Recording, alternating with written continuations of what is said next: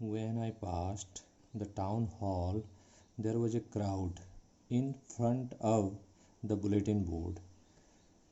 When I passed the town hall, when जब I passed, pass का मतलब होता है गुजरना, passed means गुजरा, the town hall means town hall से, तो जब मैं टाउन हॉल से होकर गुजरा, there was a crowd, crowd का मतलब होता है भीड़, क्राउड एक नाउन है और क्राउड का मतलब है ग्रुप ऑफ पीपल यानी कि भीड़।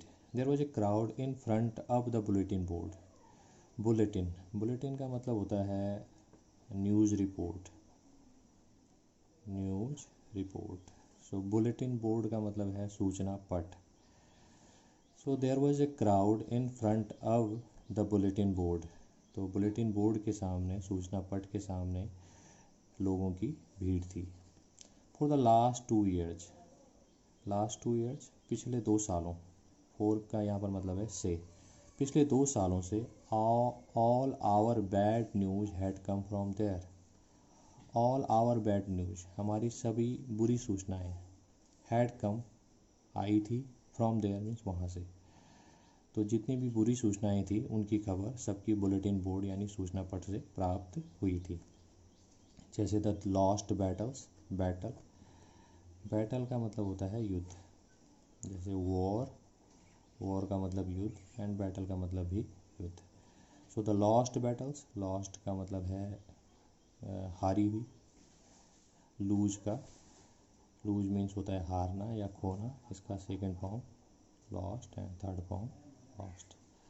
So the lost battles, the draft, draft का मतलब होता है रिटन वर्क या आप कह सकते हैं कानून, अधिनियम, so written paper work, written paper work या कानून या अधिनियम। सो जितने भी नए कानून थे और जितने भी बैटल, जितने भी युद्ध हारे हुए थे सबकी सूचना, and the orders of the commanding officer, और कमांडिंग ऑफिसर के ऑर्डर्स, जो भी नए आदेश जो है ऑफिसर्स के द्वारा आते थे, सबकी सूचना बुलेटिन बोर्ड से प्राप्त होती थी पिछले 2 सालों से, for the last 2 years. And I thought to myself, I thought मैंने सोचा, टू माई सेल्फ मीन्स अपने आप से या अपने आप में सोचा, विदाउट स्टॉपिंग बिना रुके हुए, what can be the matter now, matter, matter का मतलब होता है मामला या बात, what can be the matter now, now का मतलब है अब, तो अब क्या बात हो सकती है, अब क्या बात हो सकती है। तो मैंने सोचा कि लोग वहाँ पर खड़े हैं और लोग सूचना पट के सामने खड़े हैं, तो अब कौन सी सूचना आई है या अब कौन सी बुरी खबर आई है, अब कौन सी बात हुई है, what can be the matter now.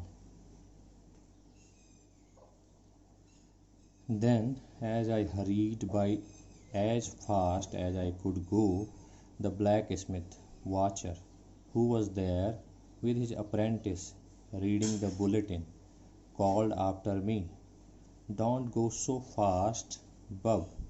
You'll get to your school in plenty of time." Then, तब, as I hurried, hurry से पहले भी आ चुका है और hurry का मतलब होता है तेज़ी से, जल्दी से, और hurry का सेकंड और थर्ड फॉर्म होता है hurried।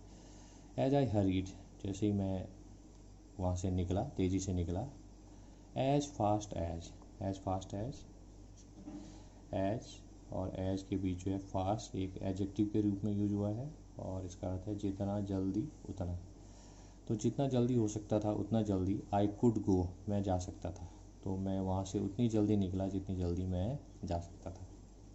The black Smith, black Smith यानी कि लोहार, जो लोहे का काम करता है, वाचर जिसका नाम वाचर था, हु वॉज देयर जो वहाँ था, हु का यहाँ पर मतलब है जो, हु वॉज देयर जो वहाँ था, विद हिज अप्रेंटिस, अप्रेंटिस का मतलब यहाँ पर है असिस्टेंट, असिस्टेंट यानी कि सहायक, who was there with his apprentice जो वहाँ अपने सहायक के साथ था, अपने हेल्पर के साथ था, रीडिंग द बुलेटिन और जो कि बुलेटिन यानी कि सूचना को पढ़ रहा था, called after me, called means बुलाया, पुकारा, आफ्टर मी मीन्स पीछे से, तो मुझे पीछे से उसने आवाज़ दी, don't go so fast, don't go so fast, बहुत जल्दी जाने की ज़रूरत नहीं है, डोंट मीन्स हम कहते हैं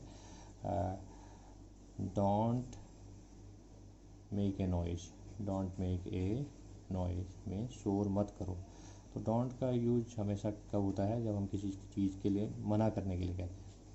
so don't go so fast, जल्दी मत जाओ या जल्दी जाने की ज़रूरत नहीं है। बब, बब जो है छोटे बच्चों को पुकारने का एक जो है संबोधन का एक शब्द है या एड्रेस करने का एक शब्द है। तो यदि आप बॉय कहना चाह रहे हैं तो आप कह सकते हैं hey bub. You will get to your school, you will get का यहाँ पर मतलब है पहुँचना। यू विल गेट, तुम पहुँच जाओगे, टू योर स्कूल, अपने स्कूल में, in plenty of time. Plenty का मतलब होता है मच, मीन्स काफ़ी, इनफ। तो प्लेंटी ऑफ टाइम का मतलब है काफ़ी समय होना। तो तुम स्कूल पहुंच जाओगे इन प्लेंटी ऑफ टाइम, माने तुम्हारे पास काफ़ी समय है। I thought he was making fun of me, I thought मैंने सोचा, he was making fun of me. Making fun, make fun का मतलब होता है मजाक बनाना, किसी का मजाक उड़ाना, किसी का उपहास करना। तो फन के साथ हमेशा जो है मेक वर्ब का यूज होता है, to make fun of someone. And reached Mr. Hamel's little garden all out of breath. And reached means पहुँचा, Mr. Hamel's little garden, Mr. Hamel के छोटे गार्डन में, all out of breath, breath का मतलब होता है सांस, सांस जो कि हम जीवन को बनाए रखने के लिए सांस लेने की ज़रूरत होती है। और लेकिन जब हम कहते हैं आउट ऑफ ब्रेथ, इसका मतलब है कि जब आप बहुत तेज़ी से चलते हैं या बहुत जल्दी में चलते हैं तो आउट ऑफ ब्रेथ का मतलब है सांस लेने में मुश्किल होना या हाँफना। ठीक।